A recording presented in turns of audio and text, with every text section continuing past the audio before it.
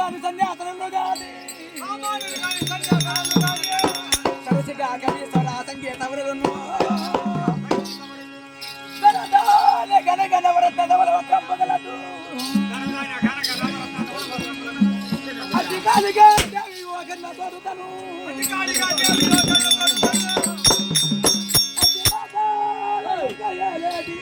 మహిరావణుడ దురియ మహిమలోనా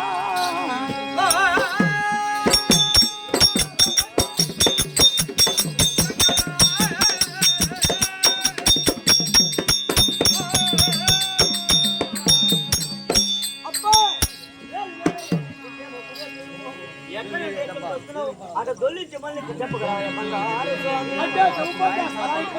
ఎంతో ఉన్నది ఓబులాష్కని